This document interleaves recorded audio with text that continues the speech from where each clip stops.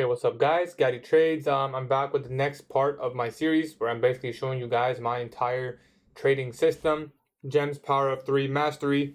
You guys know me, I don't like to waste anyone's time here. I'm gonna get straight to the point. Today we're gonna talk about my entry model. So my criteria to actually enter, where I put my entry, where I put my stop loss, and that's basically that. So this is something I wanted to outline. This is how I frame my trade. So usually my trades will always have a drawn liquidity. If you haven't watched the previous episodes, you should really go back because some of this won't make sense. I always have a drawn liquidity. That's step one of all my trading models. You need to have a bias. So drawn liquidity, very quickly, is where is it going to go? Okay. Is where is it going to go? Bias is which direction is it going to go? Okay. Narrative is how, when, why we are going to go there. So how, why, when, and maybe what's going to take us there. So that's the idea of DOL, bias, and narrative. So once you understand these three things, that's the framework for a high probability trade, right? Once you have these three things. Once I have those three things, I look for my trading model. My trading models have been outlined in the previous two videos, my 930 power of 3 and my daily power of 3. I only trade the power of 3.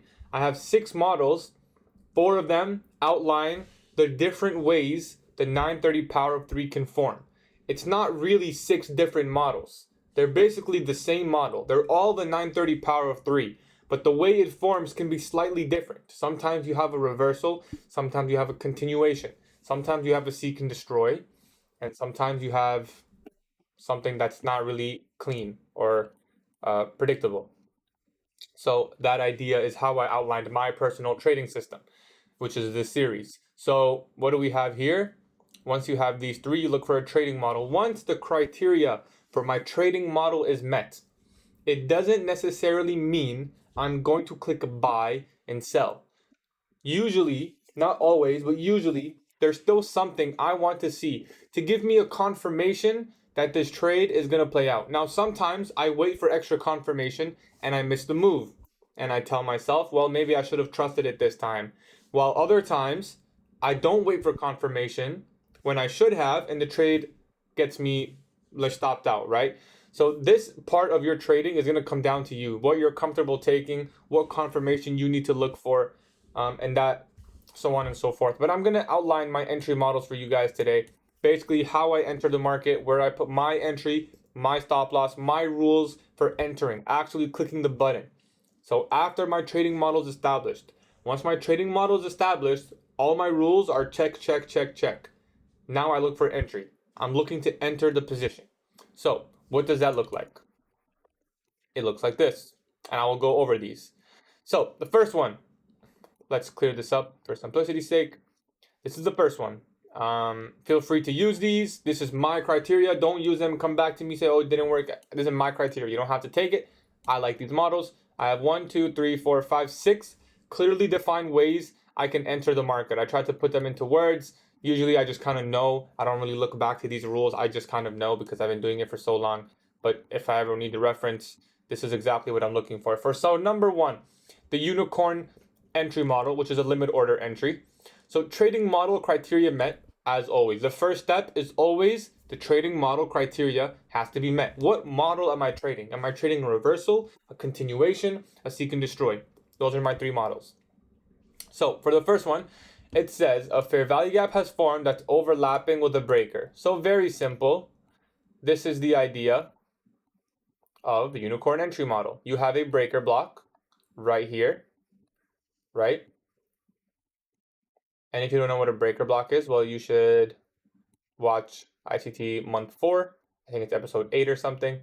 And then basically you have a fair value gap that's overlapping with the breaker block. And in this case, I entry at the fair value gap or the breaker block high or low, whichever is closest to market price. So in this case, example, it's the fair value gap. So I would enter right here. Where would I put my stop loss? Cover the second candle higher low of the breaker and the fair value gap. So that second candle of the fair value gap would be somewhere around here. I need to make sure I cover the breaker. If this trade does not aim for 2R, I don't take the trade. I don't take this entry, even though I think it's going to play out. It needs to be 2R. The other way that this can form is if the fair value gap is like this and the breaker is like this. Sometimes what I'll do is the same thing, but this time I enter on the breaker. So same exact thing, but you enter on the breaker. So that's unicorn entry model limit. And I'll put a limit order and I'll wait for it to get hit there. Or I'll just wait for it to go up into it and then click sell.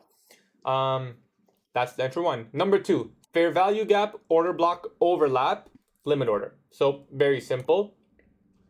Usually you'll see this in the reversal model. So when you have a reversal, and then we pull back into a level, sometimes you have a fair value gap here. Now I should have maybe announced this very differently, but so this is the idea. It's not actually necessarily an overlap. They don't have to overlap, but as you see, it says order block formed off of the fair value gap. So what does that mean? Sorry, what does that mean? It means like this. So if this is a fair value gap and we get an order block leaving the fair value gap, I can take an entry at this fair value gap, at the order block, and put my stop loss at the order block low, expecting it to not come back to this inefficiency and continue price delivery higher. So stop loss, so entry at the order block high, as it says here, stop loss covers the higher low of the order block. So that would look something like this, where you have an FEG, we get a retracement, because it tapped into here, this becomes intermediate term low, and if we get the order block, I can trade that, and then usually you'll see this in some sort of market maker buy or sell model. So that is the next entry model that I use. So hopefully that makes sense. Let's go to number 3. The next one is fair value gap limit order. Very simple. It's simply a fair value gap. Usually I'll use this in my protraction model. So say we have a higher time frame FEG or something right here, and then we get something like this, and then we leave a fair value gap behind. If there's nothing else, usually there's more PD arrays, but I can simply take an entry like that. Basically, entry at the FEG candle higher low. Stop loss covers the higher low of the second candle that created the fair value gap, as well as any overlapping breaker blocks or order blocks. Now, if there's a really big order block like this, I will look to simply cover mean threshold. I won't look to cover the entire order block, as this fair value gap and mean threshold levels, I really want to see that being respected in a good trade. So hopefully that one makes sense. That's pretty much a classic entry model. I think most people know how to enter off a fair value gap. Next one is inversion market order. Now I use this one primarily, again, in the protraction model. So say we have a retracement into a certain level like this, and then we get an inversion right here. I will take my entry as a market order sell, and stop loss needs to cover the second candle that created the fair value gap. Stop loss covers the higher low of the candle that inverted. So if whatever candle inverted the fair value gap, it needs to cover the high of that candle, as well as the second candle that created the original fair value gap. So somewhere around here, right? The second candle here. And then I have to also look out for any 1 to 5 minute inversions. Want to make sure my stop covers that model as well, right? If there's a 3-minute inversion in play and it's like this, well, I got to increase my stop and make sure that supports that idea. So next one, number 5, we have a breaker mitigation. Now this is my model. I have a video on this very specific entry model. I haven't personally heard anyone else talk about it. Obviously these are ICT's concepts, but I made this entry model myself. So if anyone else is talking about it, this is my model. I'm the one who brought this to life.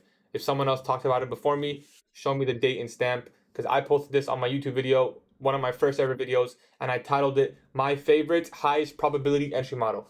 Now, it doesn't form that much, I'm going to be honest, but it is my highest probability entry model, so when I see it, I love it. A breaker mitigation entry model looks like this. It's where one asset makes a breaker block while the correlated asset makes a mitigation block. And basically what's happening here is you're getting an SMT at your point of interest, and you're looking to trade the breaker that forms. So in this case, this is a breaker. And in this case, This is a mitigation. It's a mitigation block because we did not take out the swing low here. It's a failure swing. So this is my personal highest probability entry model. This does not form that often. You will not see this too often, at least not on the 1 minute, 2 or 3, 5, 4, 5 minute chart. Maybe on the lower time frame, 15-second, you'll see this more often. But this is basically the entry model. So when I see this, it's kind of like a really green flag for me. Entry at the mitigation block high or low. So if I see this specific model, I will switch over to ES. This is pretty much the only time I'll switch over. And I'll put my entry at the mitigation block high or low, and stop loss covers the high or low of the mitigation block. So it would look something like this. This is my highest probability entry model. Let's clear those and cover the last entry model. Pretty simple video today, just covering how I actually enter the market. Now, if you don't understand these concepts, you should learn before following these rules. The last one's a little bit more complicated. I only use this model on Top Step X. It's my fair value gap, OTE, price delivery continuum theory, market order. I know that the word is, I tried to explain the model. It's very simple. It sounds very complex, but basically you have a price leg and price retraces to a fair value gap in that price leg. Now, basically, this is usually on the 1 minute chart. I'm looking for this. What I'm looking for is a 15-second inversion. So sometimes there's no 1 minute fair value gap here, or a 2 minute or 3 minute. And then I can't use my inversion market order. So I will use this as a price delivery continuum theory, expecting price to be fractal and continue the idea on the 15-second chart. I will enter a 15-second inversion. Now, either we can get a pullback into it or just have the inversion sell, but this is basically the idea. And you have something here on the 15-second chart. 15 seconds is my go-to, but you can do this on the 30-second. I won't go below 15 seconds. Entry at the close of the inversion, so usually right here or here. And then SL covers the swing high form. So my stop loss would pretty much need to cover this candle swing high. And then TP, of course. So those are my 6 entry models. For the most part, that'll cover pretty much every way my entry models can form. The idea I have these is because, in my opinion, there's many ways you can get into the market. The most important thing is if you're correct about where it's going to go and when it's going to go, which is why the first step is trading model criteria met for every single model. So with that being said, these are my entry models. They pretty much cover all the entries that can form for my trading models. There's nothing else really here. You could look into more charter content or ICTs or OTE entry where he just uses OTE, or the order block OTE. There's so many ways to get into the market. Sometimes you can even turtle soup. I have backtested some turtle soup entry models. So basically taking a buy or sell. Let's say we have a fair value gap like this, and I see a potential breaker forming, and I believe it's going to form. I can simply sell right above this high, right? And my stop loss would just be not really a specific value, but it would basically form if we just continue higher, and I would just close it out at a certain risk value. And obviously this position, you'd want to scale into it ideally. You don't want to put your full size here as a turtle soup short. I don't really like this model. Every time I do it, it kind of just goes against me. I feel like maybe I force it too much, so I haven't really found high probability entries with it, but it is one of the models that kind of would be aligned with my narratives and my kind of trading model. So that's pretty much everything I want to cover in this video. Hopefully you guys learned something, or at least see the way that I outlined my trading strategy and GEM's power of 3. I'll probably post one more video on this model talking about my trading rules, my trade management rules, my trade criteria, sorry, not trade criteria, trade management, risk management, money management, those kind of things. Obviously those things are subject to change. Everything that you've seen in this series is subject to change. I look to change my model, tweak little things here and there every 20 to 30-ish trades, just trying to master my craft. Obviously, I learn things about myself every day that I need to make changes to, right? I mean, you're always learning about yourself, and it's always good to make changes where you seem fit. So obviously this is subject to change, so I hope no one takes anything too to heart. Obviously, you should be backtesting your own, getting your own data, build confidence in yourself, because I cannot give you confidence no matter how many times I tell you that I like my model and it's going to be really good, which you don't need to use. You're not going to get the confidence that I have, because I've seen it with my own eyes that I know this is going to be good for me in the long term, right? You haven't seen that. So it would make sense for you to not really trust it. So go find your own model or backtest my model, or find your own set of criteria that gives you an edge in the marketplace. Now, I don't want to get too much into psychology. We're going to talk about that in the next video. I appreciate all you guys watching the series. I hope you guys learned something. Next video will be sometime next week, probably. With that being said, GatieTrades is out. Hope you guys enjoyed the video. Peace.